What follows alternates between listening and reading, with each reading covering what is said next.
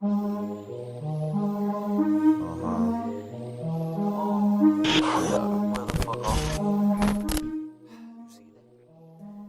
Hey, what's going on, guys? And welcome to the first ever episode of Team Collateral's podcast. You guys are joined by the ones and the only Brian, also known as Unity, Eddie, also known as Prosper, and the one and the famous Chase, also known as Hades. What's going on, guys? Yo, What's up? What's up, man? Well, let's get this show on the road, right?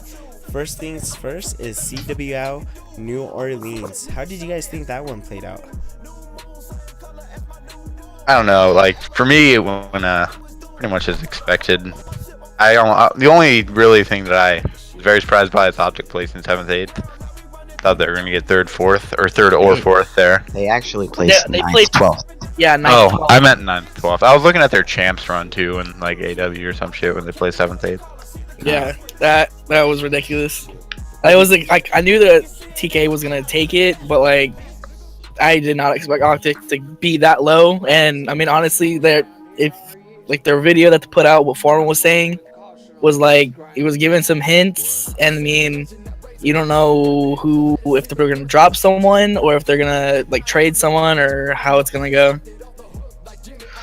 And Yeah, we'll talk more about Yeah. that situation with Optic later, but And yeah. you had two major roster changes going into it. You know, you had Rise Nation making a crazy last decision by picking up Methods, and then you had Echo Fox picking up a brand new player. You know, like those two teams did absolutely phenomenal in their run. Do you guys think they could win an up in? Echo Fox, definitely. I seen a couple of those Yeah. matches. Like their new guy was like killing it. And they're saying like he's an S&D star or something. It was pretty cool watching him. Yeah, and think about it. This team came from what, open bracket last event, and they haven't placed worse than 6th at an event. It's like, I mean, you got some of the veterans of Sento, and Saints and Aqua, but I mean, this team, like going into this team or this game, like a lot of these guys were pretty much going to get rendered obsolete because a lot of them had made their name in AW, like when Facento made that champs finals run. And then, yeah, but they are definitely proving themselves to be boots on the ground players, and it's going to be really exciting to see what they do in Pro League. Well, Rise Nation also plays very well. They came in 3rd, and they just picked up Methods from the former Next Threat roster. You know, you gotta give some respect. You know, they didn't have a really good Dallas Open, but they bounced back and they placed 3rd. I can honestly see it being a TK and Rise year, just the way they're Bro, playing. honestly, the only I'm not gonna be like the only reason, but like a main reason is because they got Methods. You've seen him play like all of those games at Next Threat, and like how he consistently was like able to kill everyone with an FG, like even when it was bad, he would use a bar or whatever. He is a really good AR player. I wouldn't be surprised if like he gets traded to someone else because of how good his AR is. True. And what about Red Reserve? You know, they knocked out Optic, they knocked out FaZe, they knocked out E United. You know, those guys made a deep losers bracket one. That was pretty incredible by them. Yeah, it was incredible. They ended up getting 4th place. I feel like this is kind of a fluke. I don't think this is going to continue with them. I think just because of the competition in EU, they have Splice to practice against. I think this event, they just took what they got from last event and used this. Teams are going to adapt, especially the Optic, after taking that loss. Cool. And I don't think they're going to be able to beat teams like Optic going in, or teams like Echo Fox or FaZe into the next event, simply because those teams are going to adapt to the EU playstyle. Yeah, and I called this out earlier, like when the season started. That after Dallas, I called it out how this game was constantly going to change, like with who the top people are and who's winning events. Like obviously you still have TK, but look at all these newcomers that made it. Oh, absolutely. You know, Optic just placing 9 through 12. That's a major shocker for anybody. You know, they came out so dominant in the Jetpack era, and you would assume this roster is built for this type of game, and they didn't really have that good. You guys think it's just because Scump just doesn't have the Wi-Fi to practice with the other guys? Honestly, That is very no, no, interesting. no. Go ahead. No, no, Yeah. I don't think that is because yeah, he might have bad connection and like because of the connection he might like they might have a little bit of problems, but if coming from last year on that much of a high on winning champs and like all that and then like they said they were winning 2Ks and all that and then just something happened and yeah, it could be the internet, but what happened at land when he's playing those lands, like they're supposed to be quote unquote the best players on Call of Duty on Optic, and it's like Optic's like the main team, I guess, and like they can't win on a LAN even though they're supposed to be the best. So I mean, I guess it helps or not. It like affects them a little bit because of the internet, but I don't think it should be that much to at LAN at least. Mm-hmm. Yeah, I agree with that. The only thing I would say that the internet's impacting, besides just him not being able to play as an individual, is like they are not having this useful practice without him because they need to make strats with all 4 players on the map, get position, and it's very hard for less teammates to make strats if your teammates aren't on the map, right? And I think that the internet situation is crippling that aspect a lot, and that could have made them come in with ill preparation for even an EU team because obviously the only thing they can do is watch and play, and even that is sometimes hard to get because maybe not all of them stream. And I just think Optic, if this internet situation continues, and I think it will, plays a big disadvantage. True. And what about Doom Clan? These are guys that came through the open bracket and they managed to make it through 9th through 12th and all the way to Championship Sunday. I didn't expect that from them. Honestly, I didn't even realize that Doom Clan had a comp team, to be honest. So I didn't really watch them at all. So, yeah, I didn't get to catch any of their matches. Actually. And what about Envy? They're struggling. They dropped 3 of their 4 players from last year. They haven't really done nothing. You guys think there will be an early roster change with Envy coming very soon? Definitely. Probably. I'm thinking they're gonna drop one of the Hugh or Temp because they are not working out. True. Yeah. I feel like it would be Hugh. Yeah, probably. And what about the entire Enigma 6 and Evil Genius scandal between that? I didn't hear about this. Bro, it's okay. For those that don't know, Sensor has a team that he's on Enigma 6 now, and they pretty much got cheated out of getting like their league spot. Was pretty much got cheated out because of I think it was Evil Genius.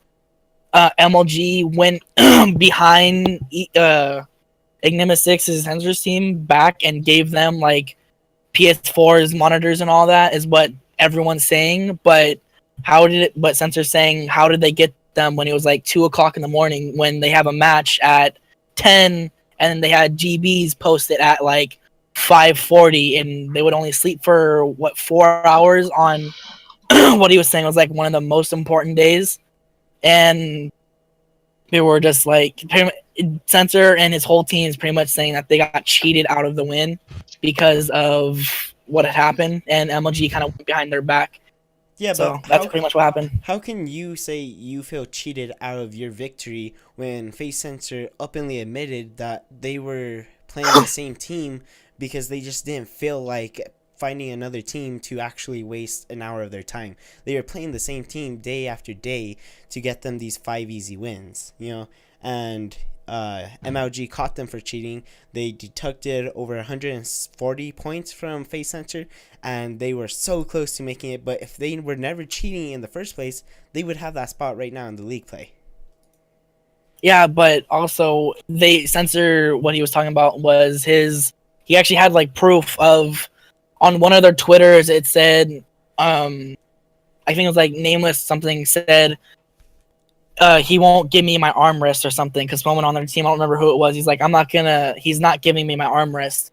And how he tweeted that out, but then they had a match posted. I think it was like 2:40, and then he posted that at I think it was like 2:45 or something. And he said, "How are you gonna play a match and then be in complain not complain, but be on an airplane and airplane and tweet out that and Shazen. I mean, woo.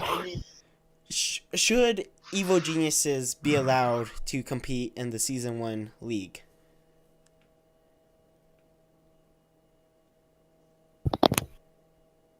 What? Should Evo Geniuses be allowed to compete right now in the league?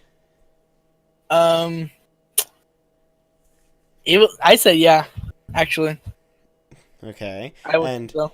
now you know General just actually tweeted out a day ago that he left Enigma 6. So General left his own team. That's pretty crazy. I didn't even know that, to be honest. Wow. Yeah, so apparently Dashi broke up. There's rumors going around that Dashi's going to go to the new Complexity roster. Center is by him lonesome, and General is making or trying to find a new team.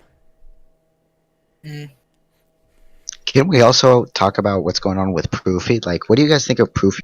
Because he's been just changing Honestly, teams he too joined. much. He joined Era, left Era, and then joined again, and then went to, I think it was like captain on the team for the pro team.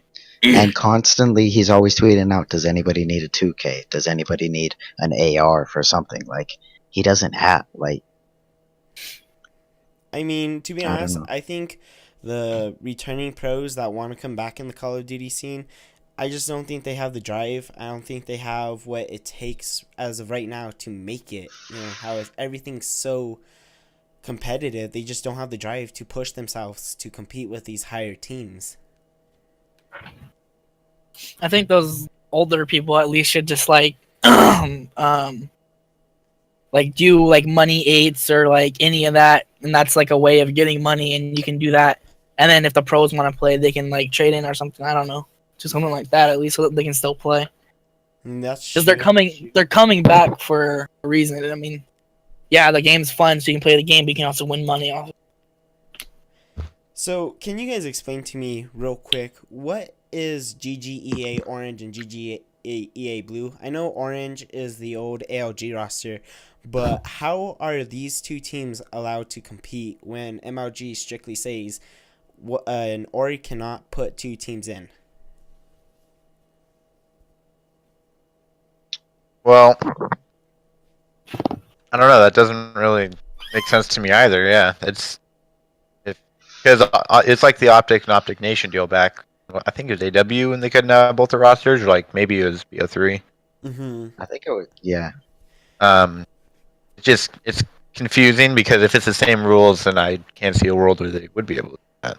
Exactly, it's kind of like the same situation like last year in IW when Mindfreak had Mindfreak the original team and they had Mindfreak Black. Oh yeah, dude, I didn't even think about that. I thought Mindfreak Black was totally different. Wow. Yeah, you know, I wonder how these owners are getting around these rules. Yeah.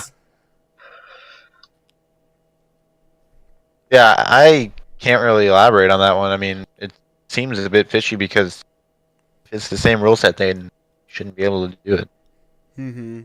And real quick, let's just talk about the team that made some noise from Canada. Lightning Pandas placing 13 through 16 with Proto, Exotic, Royalty, and Gunjar. Did you guys expect that one? I really don't care. I did not. I did not at all. Only person I know really from that is you. Yeah. Royalty came off of the old Enigma 6 roster from IW. You know, this is kind of a shocker. They 3-0'd FaZe. They were so close to getting into the winner's bracket, but they lost to, I believe it was Mindfreak. Yeah, they did lose to Mindfreak. And they too did not make the Season 1 league, correct? I don't believe they did. Hang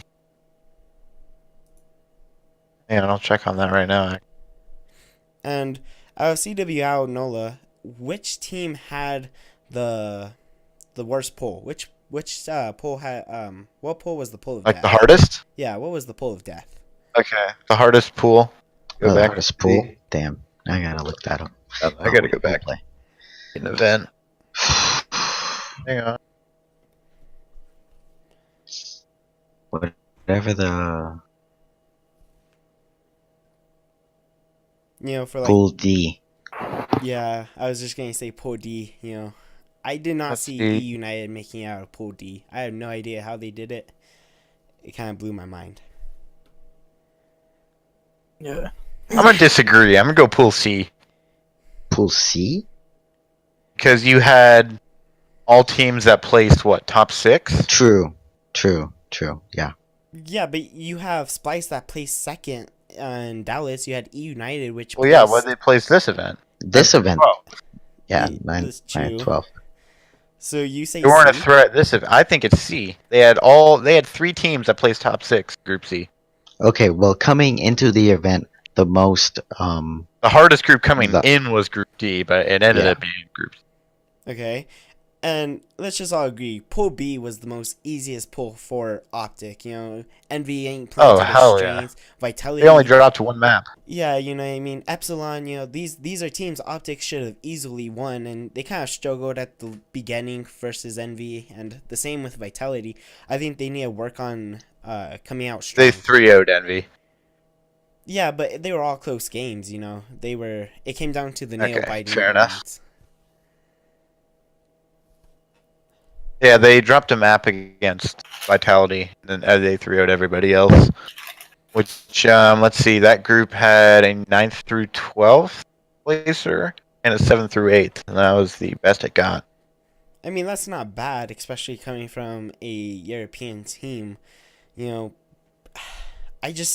don't think it's hard to say, like, why do you think North American teams are so much more dominant in the game compared to the APAC and the European regions?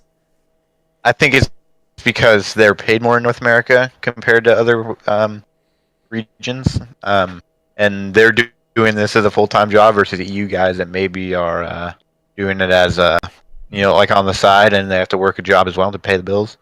I think that's the main reason, at least. Mm-hmm. And let's talk about the best SMG player right now in the game. Who would you say it is? Oh, it's Kenny. Kenny for sure. Kenny? What about Kenny's you? the best player. AR, who do you think? Accuracy or... I would say probably accuracy, yeah. Uh-huh. Like, TK have 2... I'd say... Let's do this. Let's put a more blanket statement. What is the more... Like, what's your top 5 players right now? For AR, I'm going to go Chino. Accuracy. Like, just like overall. Like, 1 through 5. Man, 1 through 5. That's a hard one. Yeah. I'm going to probably go Accuracy, Chino, Gunless, and Looney. That's 4. Oh, my bad. Kenny number 1. Yeah, Kenny number 1, and then I'm going to go Facento. Those are my top 5. My top 5, Slack is my number 5. Accuracy is number 4. Chino's number 3. His face. God damn it, what's his name? Karma, Optic. No. It's no one on Optic. It's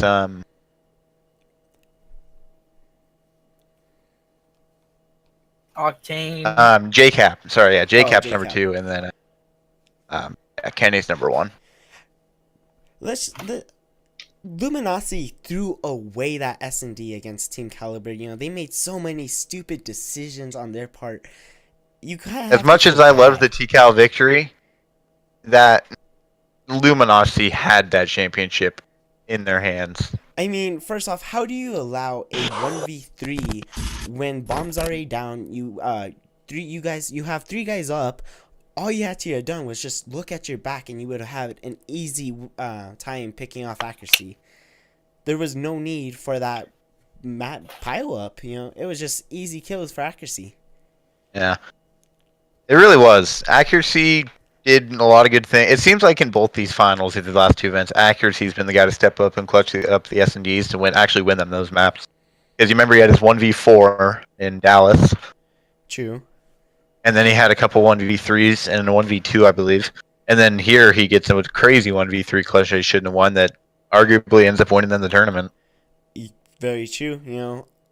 It's kind of crazy. Team Caliber, they're a team they're not putting up so many amazing stats. They all don't have the most amazing KD in the game, but they know how to clutch up when they need to clutch up. So I got a question. Do you think TK can go 3 in a row?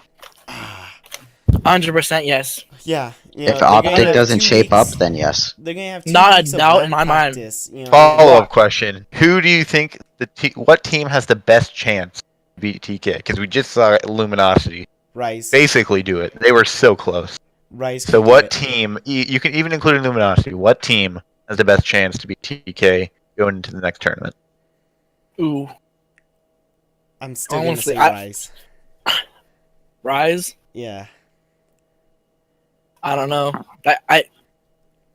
I want to say LG again, but like I don't really know who else because I mean they got to that spot, they went to losers, came back, beat them, and then they ended up choking. But the only way LG's gonna win though is if John keeps doing his slaying power. John and JCap are the only reason Luminosity were able to come back and basically almost win the entire up-in. You just went silent. Then. Oh, my bad. I heard him.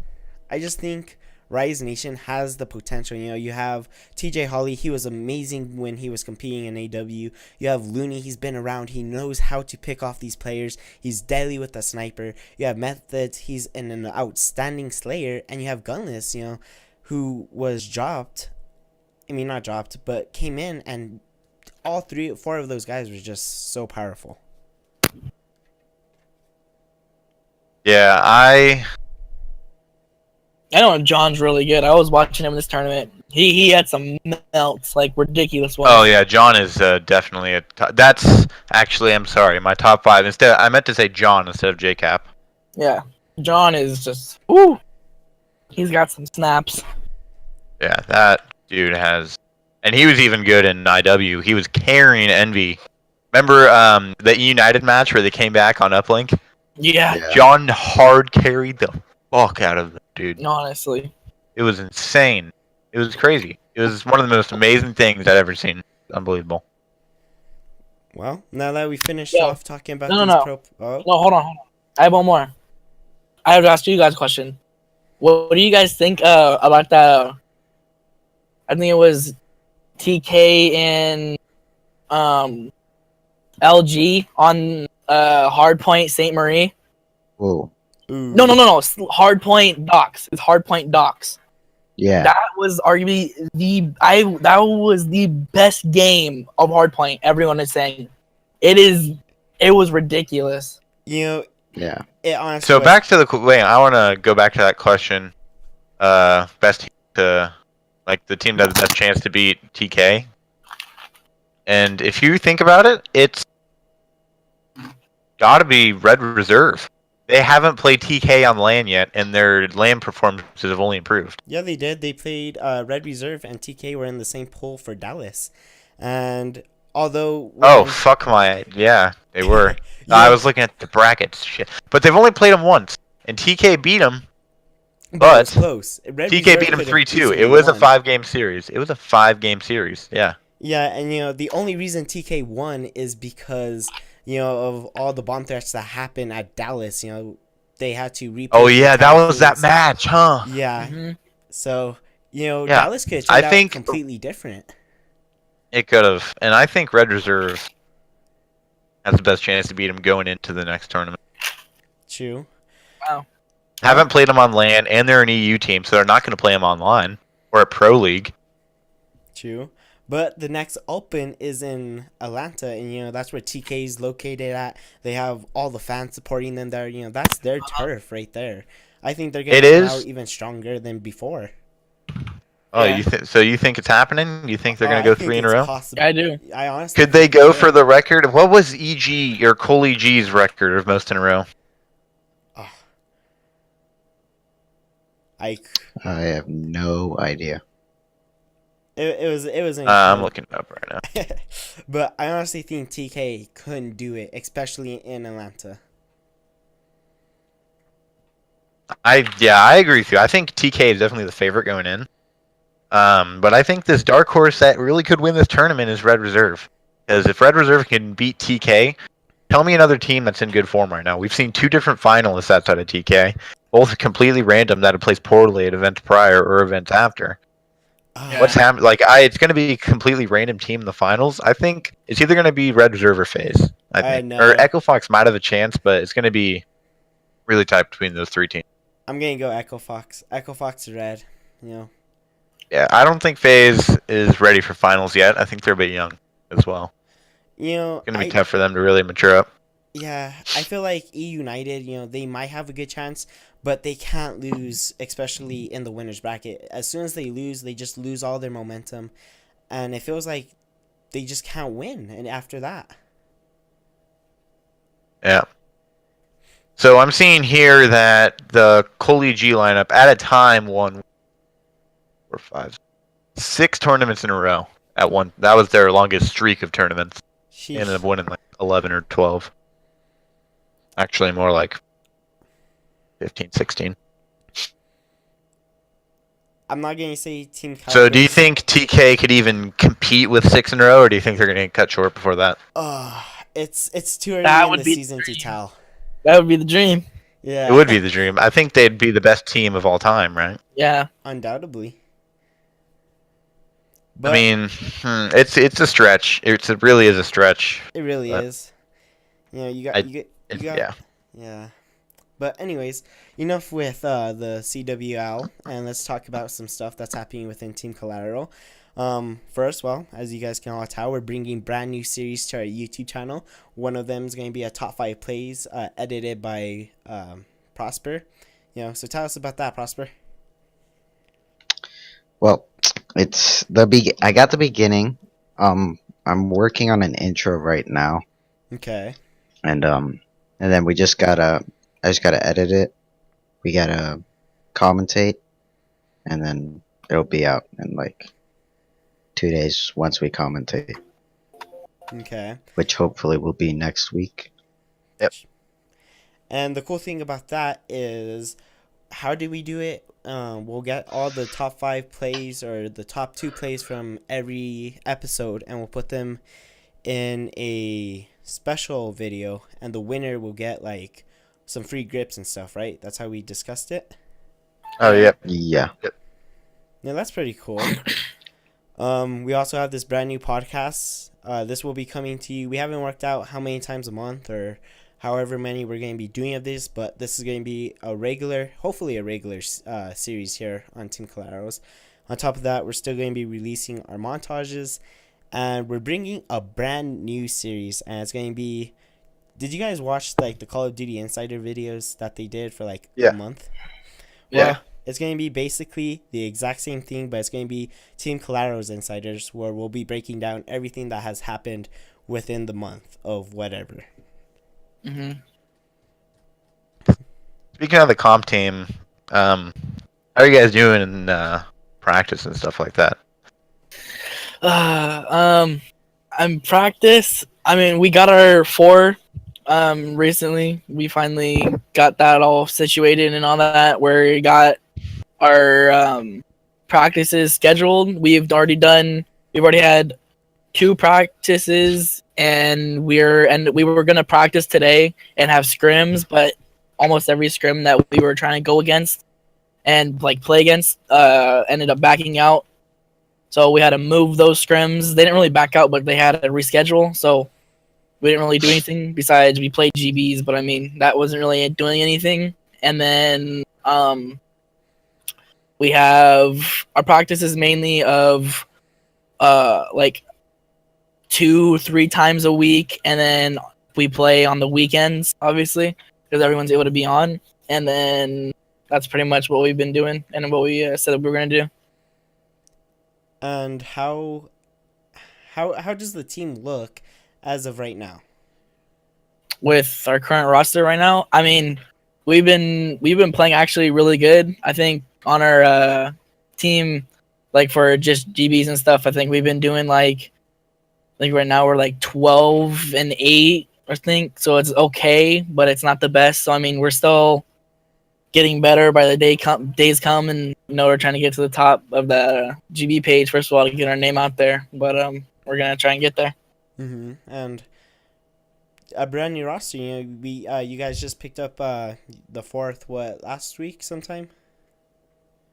Yeah, I think it was like Wednesday of like last week, I think, or like Tuesday. Oh, okay. That's pretty crazy. Brian, you actually left the comp team. Why did you actually leave?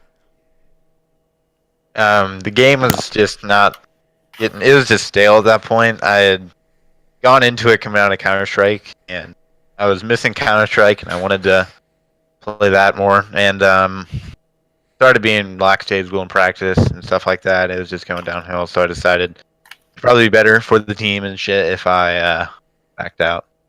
Mm.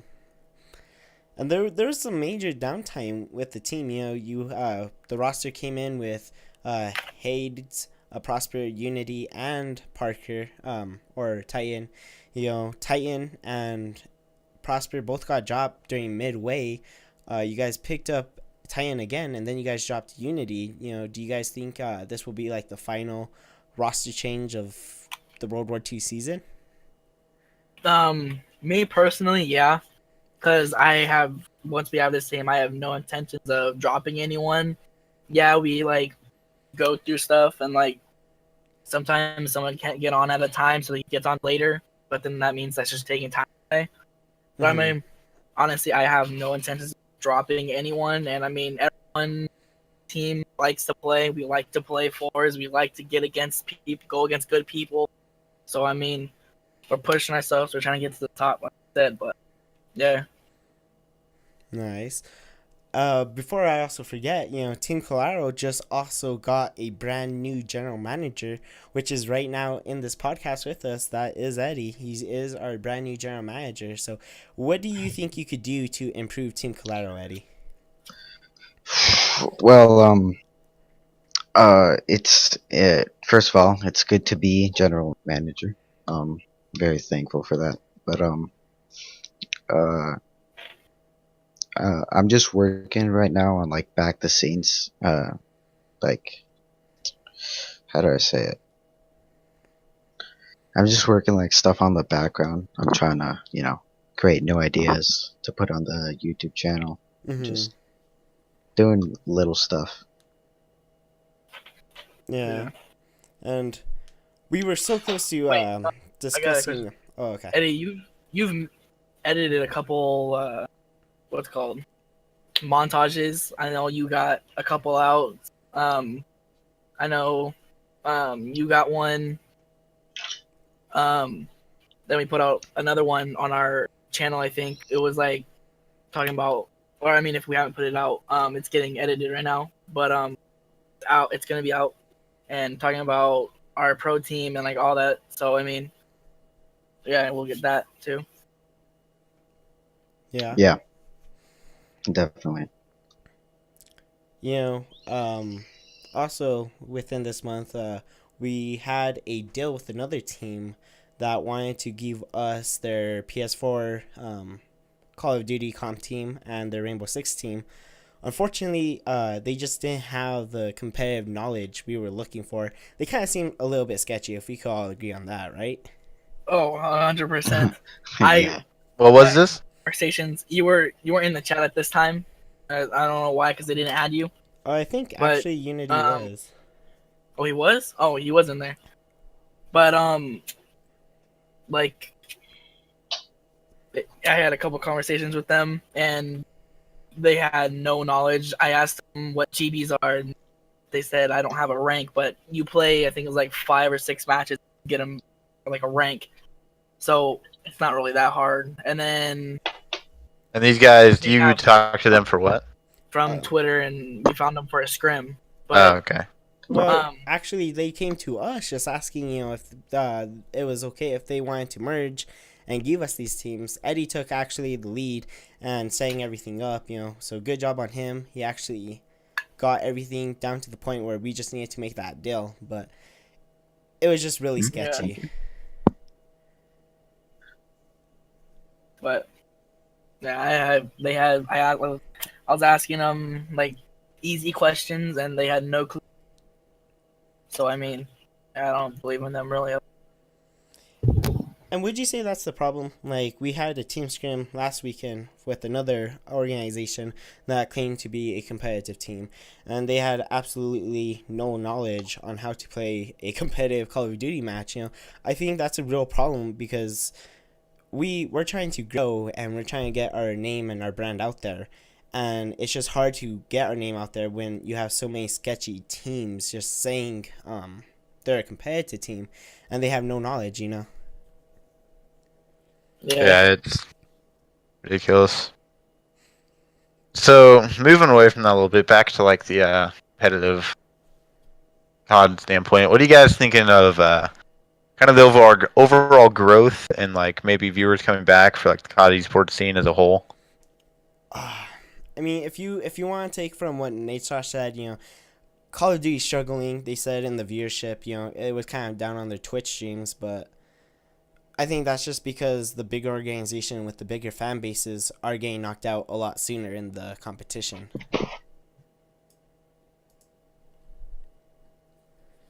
Yeah, that could be. I mean, it's perfectly reasonable to think that. I mean, Optic's gone out 9th, 12th, and you have FaZe, get 5th, 6th, I believe? Yeah.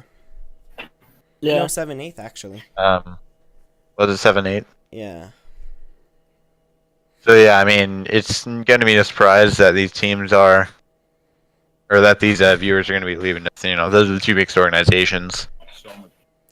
And why But, do you say Call of Duty is having such a hard time trying to expand their esports scene? It's definitely because they're on console. Mm-hmm. It's because if you look at it, there's really no console esports that are big. No. Like the top top 6 esports viewed on Twitch are all PC games. Mm-hmm. I believe it's League of Legends, Dota 2, Counter-Strike, Overwatch, StarCraft, and Wake. Yeah, but I mean, also when there's tournaments and like all that, they get more viewers on Twitch because I mean, not everyone watches Twitch all the time, and some people just want to watch it for the competitive scene. Yeah. So they might go to that. Well, that was the numbers still from be like more. the competitive esports stream. There could still be more. I just feel like you have games like Counter-Strike, they focus, they know they have an esports community and they focus around that. They release skins, stickers with all these different organizations. And you don't see that from Call of Duty. It's kind of like Call of Duty kind of like hides the fact that they are an actual esports community. Yeah, they could definitely do more to esports is popularize it. COD can do way better. Mm-hmm. They say it's like we're the minority by 1% out of the entire community of Call of Duty. 99% of people don't even know that there's a competitive side of Call of Duty. Yeah. It is crazy because they don't incorporate like more competitive game modes into their game. Like if you look at a game like Counter-Strike, competitive is like the pub. That's what people play. People play competitive. Mm-hmm. It's the only game mode that's actually like relevant in that game. Like the other ones are just to warm up, really. And then people go to play competitive. That's just what the main game mode is. In COD, it's pubs, right? Like the majority of the players by gargantuan margin play pubs. And do you think there's a reason? Because Call of Duty every single year they try making a separate category for esports, but they just haven't done a successful rank play since BO2 actually. Yeah, I think this one is better, but the BO2 one actually went in depth somewhat on how you did instead of just like winning or losing, Mm-hmm. Because like anything since then has just been based off wins and losses. This one is practically the same thing, just in an ELO standpoint, which is a little bit better. because actually takes some work to get up in the rankings rather than just grinding with the squad all day.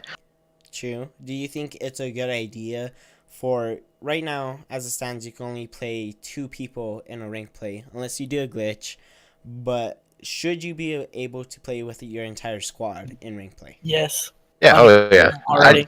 I am shocked that it hasn't been added yet. It's just It's like yeah. everyone already does the whole glitch. It's already ruined. Might as well already just put it out. Yeah, Exactly. or fix your glitch. Yeah, actually. Yeah, fix your game. Actually, what are you doing? I mean, All I right. think that's why Call of Duty struggles too, is because, it's a new game every single year. Counter-Strike's been around for years now on the same exact game. They already fixed all these major bugs. Yeah. Yeah, like Call of Duty almost crippled itself from the competitive standpoint by releasing a game every year. Mm-hmm.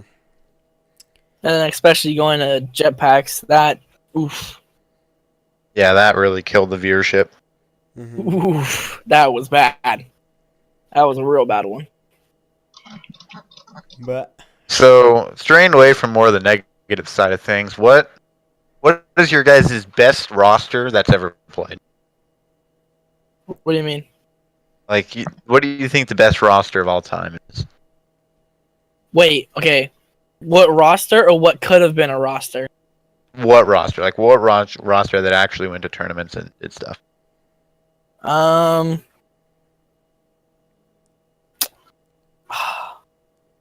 don't really know.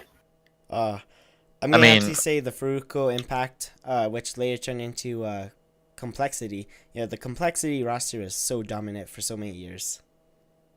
Yeah, the Colegi. It was about a year and a half because it went from the end of BO2 into basically all of Ghosts, and then the roster changes happened at the beginning of IW or before IW came out even, Mm-hmm. and I mean they just not only were they the most dominant team in COD, they were like one of the most dominant teams in esports. Yeah. Not a lot of teams have won. There's only one other team in esports that has won 6 tournaments in a row or more, and it was a Counter-Strike team by the name of Fnatic. Mm-hmm. I don't think if you were to compare, the old Complexity roster and the New Day Optic roster, at the end of the day, yeah, Optic has I success, think Optic but would be outclassed. the Complexity roster, they made their entire legacy already. It's already set. Yeah. Optic won champs, but they haven't really shown up in other tournaments, really. They get a random win here or there, like a Vegas or an Atlanta, but it'll never be consistent, I don't think. Because they go from 3rd to 9th, 12th. What's next? Top 32 or top 3? Exactly. And I think Optic has the power to be a very steady team and get consistent wins. I just feel like they're just lacking. I think they're too confident and they feel like they could beat any team, and it shows that they can't. Yeah, they're having trouble with Red Reserve, which I actually give full respect and credit to Red Reserve. I think they're a great team. I think that being from EU definitely doesn't hinder them. It hinders the North American teams. Mm-hmm. And but I think Optics in a whole is going to be a while before they can dig out of it, unless they make, I think, roster changes. And who would Optic pick up? The list is pretty slim. All these. It really is, and they can't even do it right now because roster lock, right? Yeah, exactly. Yeah. Roster lock. So they got to wait till what, the end of season 1? Yeah, until season 2. Yeah. So it's going to be a rough season 1 for them. It would be hard to predict them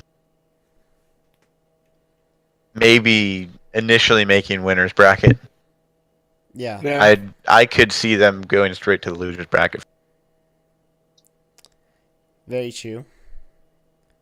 I could see them either going straight to losers bracket or at least doing better than what they have been. Well, I think this will about do it for the first ever episode of our podcast. Yep. Special thanks to Unity for coming out. Same with Prosper and Hades. taking up their valuable time to make this series happen. And we'll see you all again for the next episode.